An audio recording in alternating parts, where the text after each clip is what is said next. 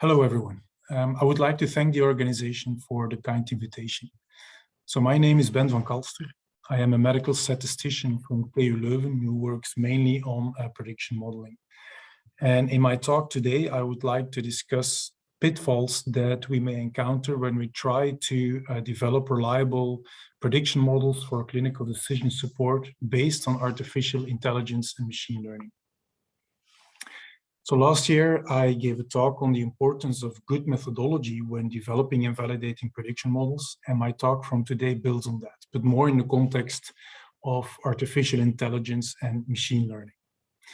And perhaps the key message from the talk is that the hype surrounding artificial intelligence and machine learning is counterproductive. I think we have to be more realistic and more critical in order to find out the real potential of these tools for making predictions in clinical medicine. So take a look at this picture. There you can see cycling world champion Julien Alaphilippe during one of the most important cycling races of the season last year, where he celebrated his victory too early. So in doing so, he didn't notice that another rider kept on sprinting until the finish line to become the real winner of the race. So even if you're a world champion, you should never celebrate too early. And I think this analogy applies to AI in healthcare as well. Now, back to machine learning. Typical applications of complicated machine learning algorithms involve the use of deep learning to make diagnosis on complete medical images. And I think by now that such deep learning algorithms have been developed for about any type of medical image you can think of. Another typical application involves the application of complicated machine learning algorithms on data from electronic health records. So these are typically large data sets with lots of measurements, but these data sets are usually quite messy. In any case, machine learning algorithms are immensely popular these days. And one argument for this, in my opinion, is that these complex algorithms are highly flexible and can therefore find relationships or patterns that we could not find before when using more traditional methods like regression. The implication then would be that we will make better predictions when we use these complex algorithms, and that we therefore make better decisions for patients. So it seems like a guarantee for success. And the question, of course, is whether that is true. And more specifically, I would like to discuss 5 potential pitfalls when we try to develop reliable prediction models in clinical medicine based on machine learning. And these pitfalls are poor methodology, lack of evidence, the presence of heterogeneity, the presence of financial conflicts of interest, and difficulties surrounding the actual implementation of these models in clinical practice. So the first issue is methodology, which was the topic of my talk last year. And I think for any type of research, the essence is good methodology. This is more important than impact factors, than citations, than H indexes, and so on. And Doug Altman wrote a well-known paper about this in the British Medical Journal in 1994, where he talked about the scandal of poor medical research and where he introduced perhaps the most important quote that is related to science, in my opinion at least, where he stated, "We need less research, better research, and research done for the right reasons." Today, we are in the middle of a pandemic, and we have seen that the situation has not really improved very much.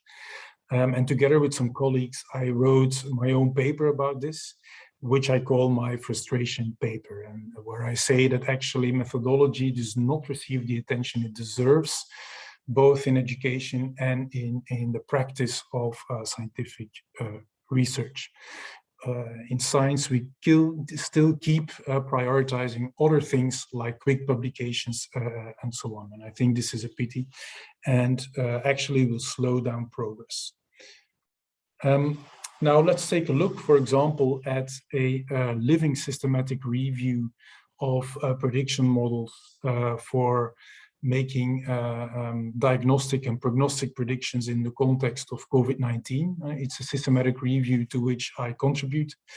And in the last update of the review, about 230 models were identified, which boiled down to more than one paper a day on average since the start of the pandemic, which is enormous. Now, when these 230 models are critically appraised, we observed that nearly all of them could not be trusted based on the information that we have. And common problems were the use of low sample size, the use of non-representative samples, the use of problematic methods for data analysis, and the lack of any kind of model validation. Now, if we focus only on these models that develop deep learning algorithms on CTs or chest radiographs, we noticed the following common concerns. One typical observation was that these papers often do not discuss the target population or setting for these models. So for which kinds of patient and in which setting should they be used? Other common problems were related to the control group that they used in their papers. So this relates to the patients in the study without COVID-19. And we commonly observed that the images for the control group came, for example, from a pediatric population, came from a different country, or came from a different time period. For example, papers who used images from COVID-19 patients from China and compared this to images from non-COVID-19 patients from the United States, for example. Often the control group was not very well defined.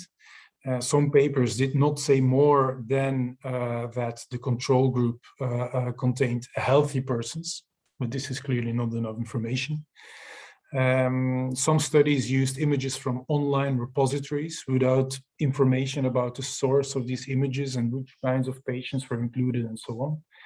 And some papers even did not provide any demographic descriptions. So there are papers that have been accepted for publication in which not even the age or sex of the patients in the study was summarized. Our findings were confirmed by another systematic review that focused only on deep learning models in the context of COVID-19. And the investigators here stated that none of the models that they identified in 62 studies were of potential clinical use due to methodological flaws or underlying biases. And a very recent review discussed publicly available COVID-19 data sets of RX images. And the findings were consistent with the results of the systematic reviews.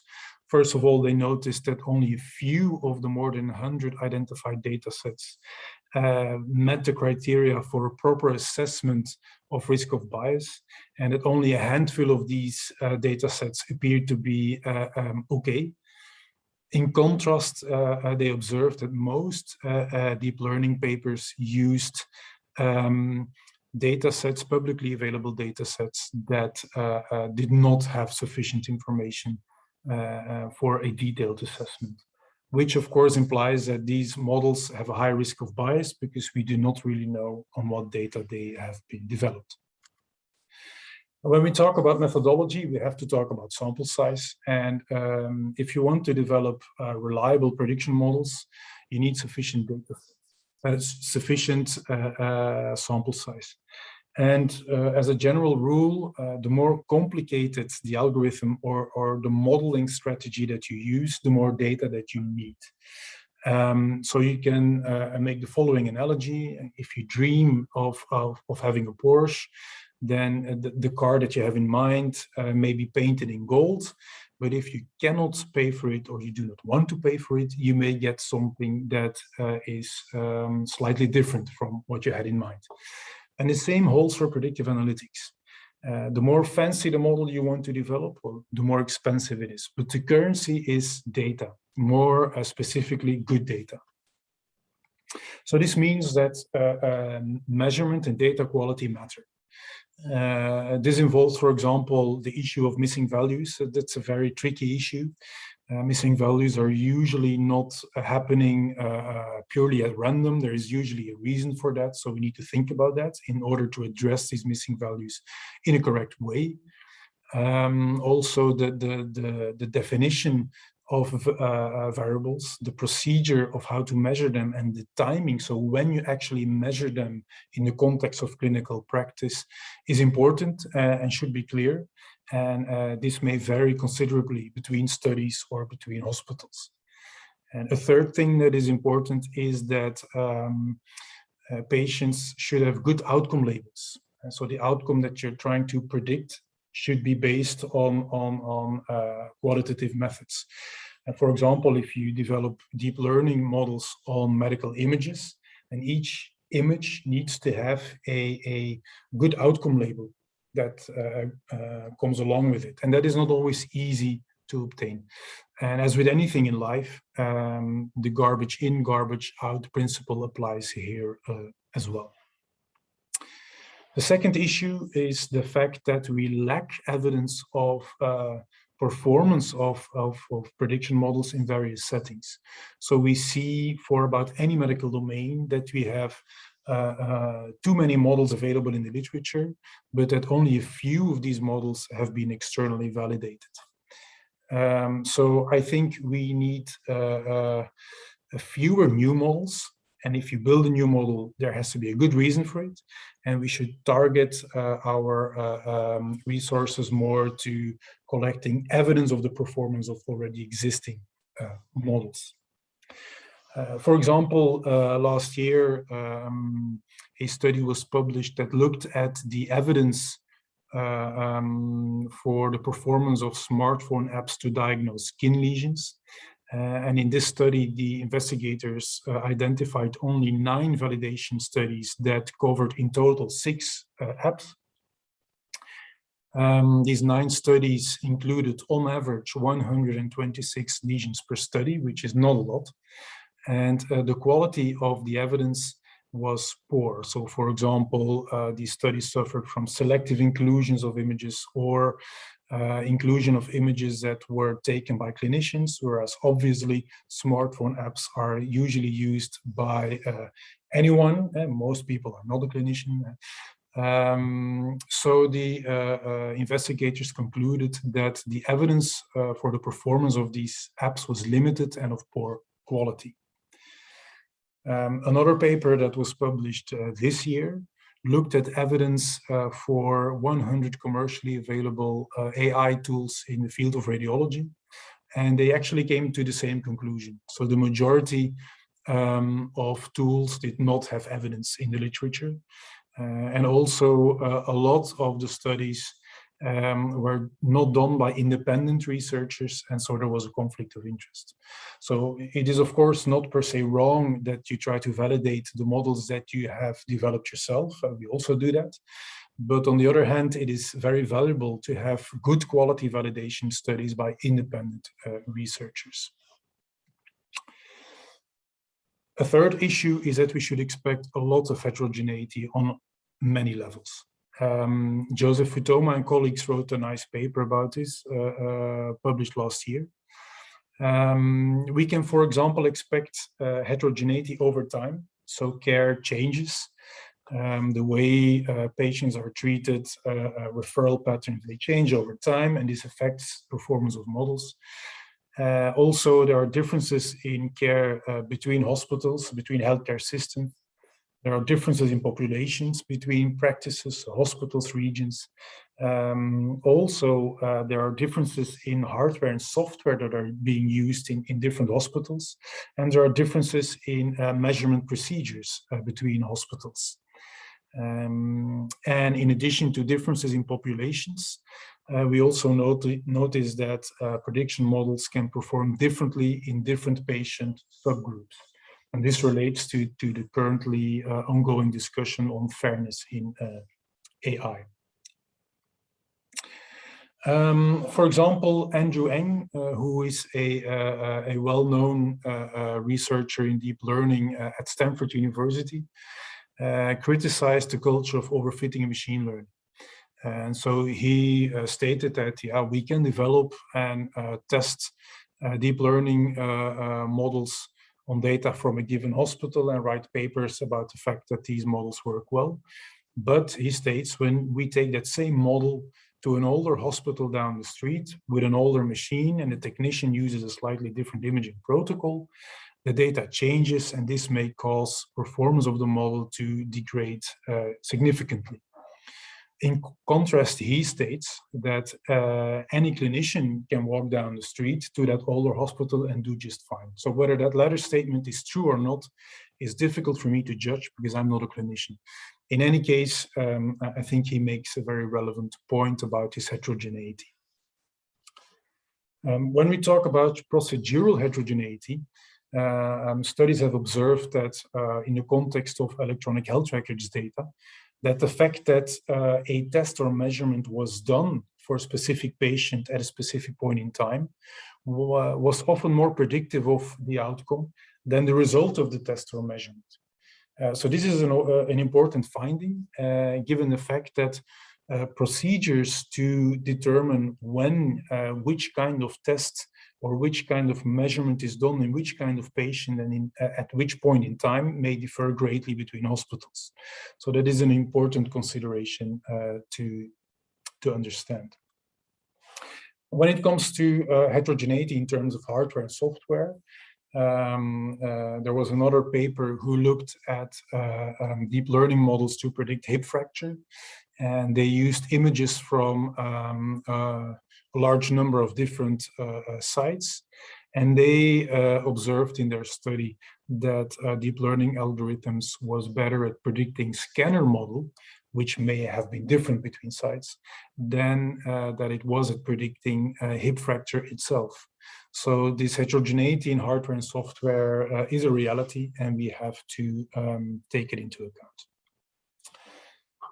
So as I said, there are also differences between populations. And so another interesting study looked at the origin of patient cohorts for deep learning studies in the United States.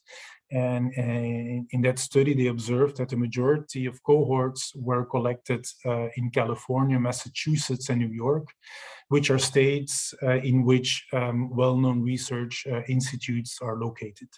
On the other hand, several states from the United States are not included at all here, so we have to think about the generalizability of the models that we observe, that we obtain in our studies.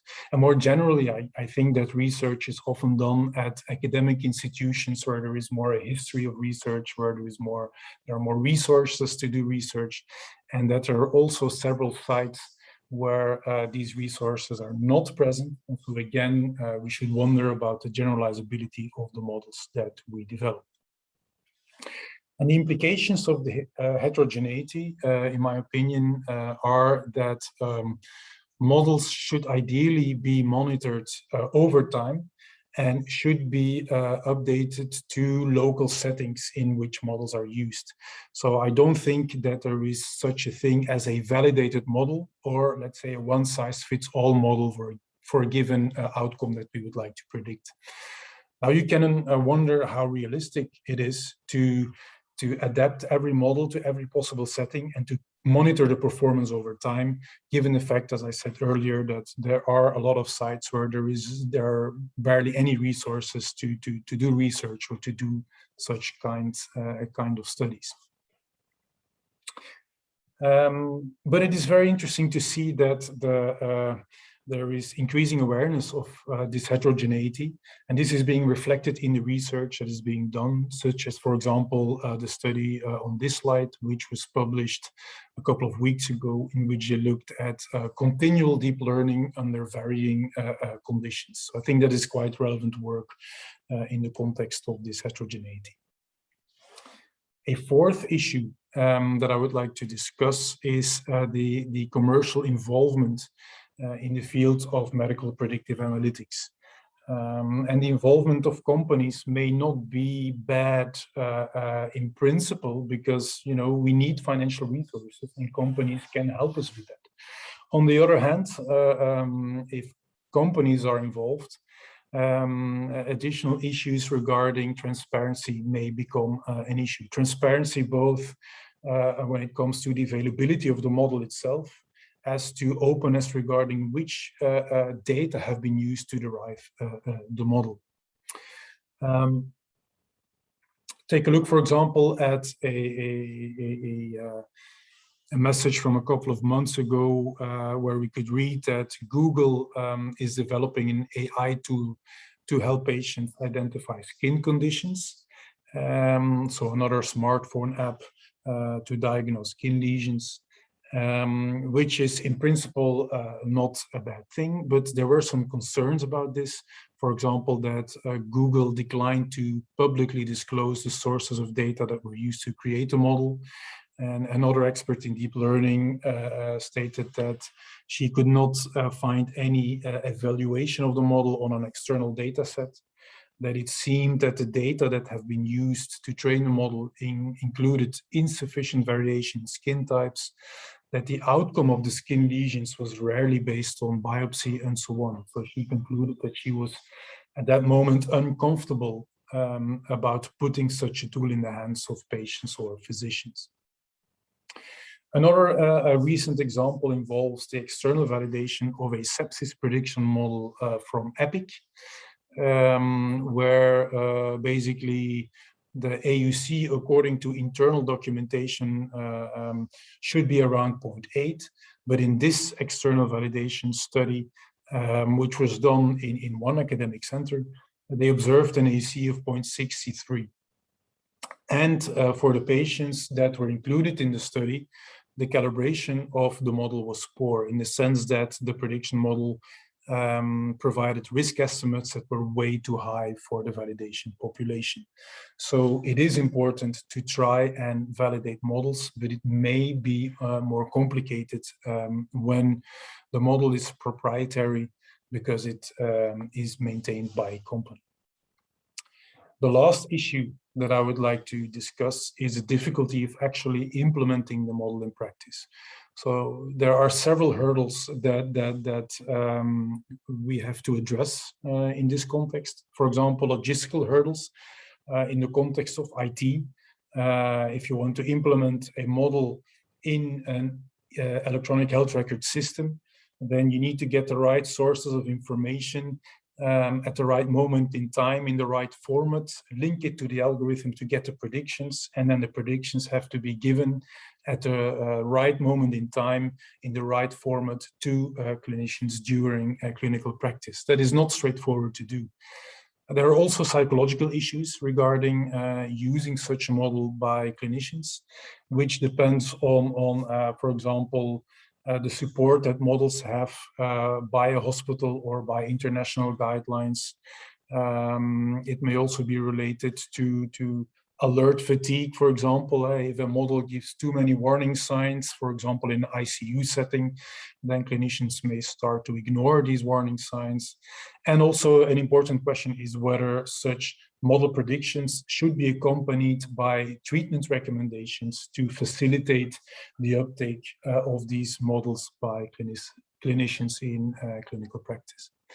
And finally, there are medical legal issues. Who is responsible when a prediction from a model was wrong? The clinician followed the prediction, the patient suffered considerable harm. Who is responsible? I'm not an expert in that, but I understand that it's not clear-cut what should be done in that situation. When we talk about implementation in practice, we can come back to the issue of lack of evidence. Another thing that is lacking is evidence from impact studies. So studies that really evaluate the impact of using a model in clinical practice. Reasons for this are that such studies are hard to conduct. As I said, it is not straightforward to implement such a model in practice in a decent way. That on its own is difficult, but also the choice of endpoints is difficult. So the most interesting endpoints are usually long-term patient-related outcomes, which are not easy to register and collect in a research setting, and for which you can expect lower effect sizes. which implies that you would need higher sample size to have informative results. So in conclusion, does medical AI work? Then in my opinion, the answer is that we still don't know this sufficiently well. And I think it is a pity that we still shoot ourselves in the foot too often by using poor methodology and by not collecting appropriate evidence of the performance of these models, and also by lack of openness in some situations. And we know that the incentives from academia are not always helpful. We need to publish papers, but that's not why we are doing this kind of research. Companies have other conflicts of interest and so on. So the situation is complicated. AI algorithms may have potential, but we need to get real. We need to be critical, and we need to do the appropriate research to find out what the potential actually is in clinical practice. This is the end of my talk, and I would like to thank you for listening.